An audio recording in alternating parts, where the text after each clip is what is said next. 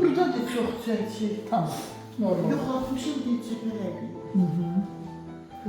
Tamam. Baş ağrılarınız olur mu? Her gün səhər başım ağrıyor. Çok ciddi çəpər əyriliğiniz var. Nefes almanızı tamamen bozacak kadar ciddi çəpər əyriliğiniz var. Burada tabanda. Tamam. Yol gedim ağzımla nəfəs alıram. Burnumla yox. Bax ağzımı açıb, baxın ağzıma çıxdı. Yatanda da ağzı açıq. Keçi durur boğazıma ki. Evdə deyirlər 70 yaşım var, meyvə lazım. Biz deyim ölməliyəm. Düzdür.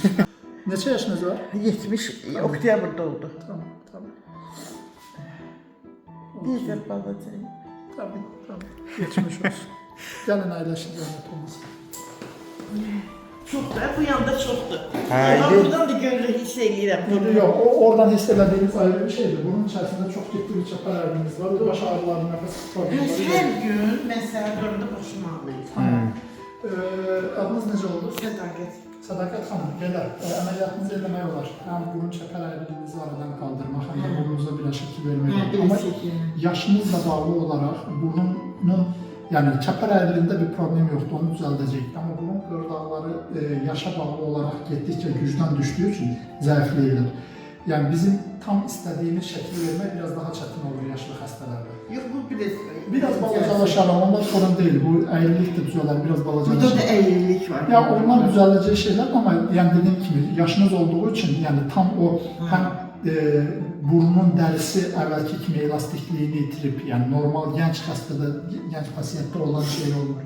16, yəni 20'li yaşlarda olan pasiyentlər qədər cilt şey deyil, daha belə elastik deyil, daha yəni elastikliğini itirməyə başlayır yaşla bağlısı. Söz bilinəcəklər. Tabii ki, əməliyyat sonrasında bilinəcək balacalaşması da bilinəcək, bunun içərisindəki çəpəri də toparlayır. Həm nəfəs almanız yaxşı olar. Nəfəs ala bilmirəm. Mən də 70 yaşımda meyvə lazım. Yox, öyle o Gripsən, deyirəm, yox, grip deyil. Tamam, yəni burunun içərisində çox ciddi bir çəpər əyriliğiniz var. Travmalısınız mı? Getdikcə daha da pis olur, hə? Travmalısınız mı? Düşmüşsünüz mü? Yox, üzü üstə düşməmişim. Anladım.